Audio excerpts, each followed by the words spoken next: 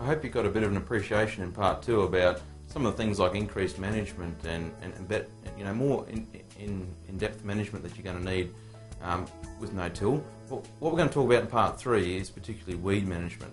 Now, it's quite an important part because weeds are the thing that I've seen undo a lot of no-till farming systems where people have tried to start with no-till and ended up failing because of weed management. And this fits really nicely in with other areas that you might see a bit on is about the pesticide application. That is absolutely critical in this area. So let's have a look about what sort of techniques and things you should do with weed management in no-till systems. I guess there used to be a thing in Heliothis saying spray small or spray fail. I think that goes for weeds too. And obviously feathertop and fleabane are major issues for you guys, or becoming major issues. And now more than ever, we need to be onto things at that rosette stage. Obviously, you've talked about, you've done the weather condition stuff and the spray. You've got obviously considerable problems up here with getting good spraying conditions.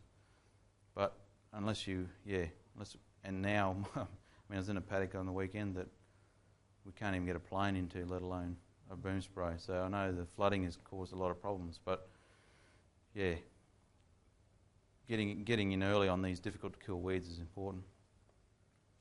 High clearance or trailing. I guess a lot of my clients are heading towards high clearance rigs just for sorghum spray out and a bit more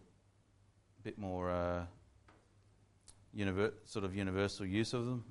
And I guess that means another piece of equipment which is not going to be cheap. But yeah, I see a lot of people moving to high clearance rigs or self-propelled rigs over trailing boom sprays. I see a lot less trailing boom sprays nowadays. Spot sprays, you've heard of a weed seekers and weed ITs, weedits. Heard about them? No? I'll cover that in a minute. And weeds and wheel tracks are not always a problem, but I guess things like feathertop on sandy soils on your loamy country might be a problem. So this is some photos of fleabane's been touted as the end of no-till, but certainly people are managing fleabane.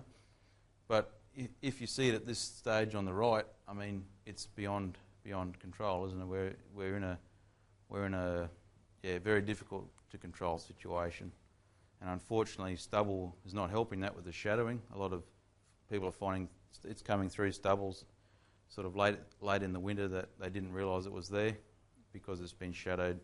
The spray hasn't done its job, but the agronomist or yourself needs to be able to identify it at that tiny stage to be able to get good control. Is that a fair comment? Yeah, fair comment. And unfortunately, fleabane's one of those ones that, look at that plant on the right, it's flowering already, and it's such a baby plant, it's not even very big at all. So it's a difficult one. This is some work from Vicky Austin and Emerald. Gavin would have been involved in this as well, and this is feathertop roads, and this is sort of explaining why we're getting a big dominance of feathertop. Feathertop's been around forever; it's been in pasture paddocks forever. But why are we getting in no-till all the time? Why is it?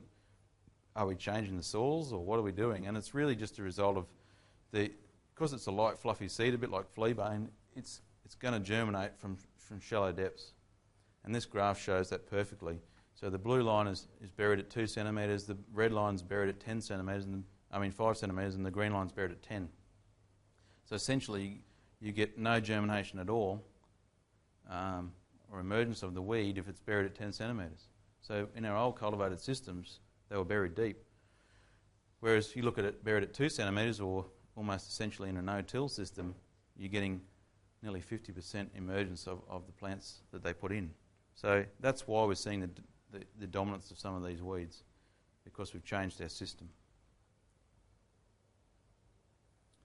Coops, I'm not a spray coop salesman, but I think coops play a really good role in sort of farms, the smaller acreages. I'm seeing a lot of my guys of smaller acreages buying coops second hand, and like that one there, I think is worth 50 grand. Up to 100 grand, you get a very good coop for 100,000, but you get a half reasonable one for 50 grand. very light and agile. The biggest limitation with that obviously is 1,500 litres of water. So you're not going to do big water rates or big areas very well. This is an interesting one, the 4700. It's a bit of an older rig now. It's funny, John Deere bought out something very similar now. What are the 4630, is it? Beautiful little rig. I reckon it's great, great size. I see other guys buying this really big self-propelled. You know, they must be pushing 10 tonnes or more in weight, plus 5 tonne of water. Must be at least 20 tonnes worth of weight in them. Whereas these things are a lot more light and agile. But the problem with this particular model, is that it couldn't go to 3 metres. I think minimum was 3.3 or something like that. So just be careful if you are buying self-propelled that it does match your system. Like coupes can go from 2 to 4, I think, and most of the things now will come into 3. Like all the new John Deere spray rigs, all 120 inch minimum. I'm seeing less and less trailing booms around. This guy's running a 9 metre system with an 18 metre boom, which I don't think is ideal. I think 27 metre would be better, but that's what he likes to do. Yeah, but I know there's some people still putting tractor mounted boom sprays up here. I mean, it all comes down to boom height, I think, and yeah, it's just been able to keep that boom at the right height. And I mean, some of them, if you go too fast, can create their own wind too. You've got to be very careful. And Bill's probably talked to you about this, about getting up towards that 30 kilometres an hour. It almost creates its own wind. But I guess you're going to have less of that on a self-propelled because there's, it's higher up. But yeah, Bill was talking about some of those issues to me a while back about just being careful about speed and the sort of vortex effects and things from the actual boom spray itself. And this guy here actually put some dropper tubes. Like, I'll put my disclaimer, make sure you stick to label rates and do all the right label stuff. But people will put in dropper tubes also to cut through a bit of dust. And some double nozzles, but you could put an 0, say an 04, like you say, out to give it a bit more, but obviously making sure obviously the flow rates of those are going to be quite a bit higher. I would have thought you would have seen Weed Seekers salesmen come through. The other model is the Weed IT put out by GPS Ag, but Weed Seekers, one I've seen the most. There's been quite a few guys around here buying these, mostly for feather top.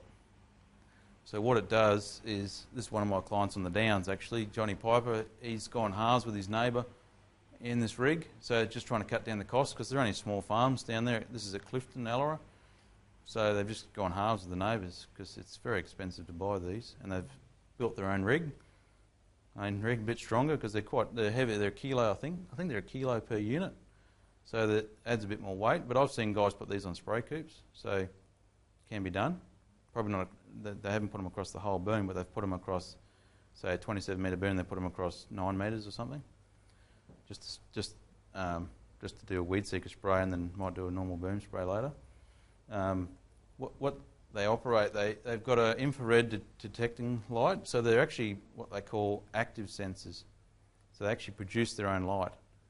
So they produce an infrared light which picks up the weed, and the guys from the sales guys tell me that you can't pick up anything smaller than like a Coke bottle size. So like a bottle, like a cup, that's the weeds it picks up. So unfortunately it won't pick up small stuff.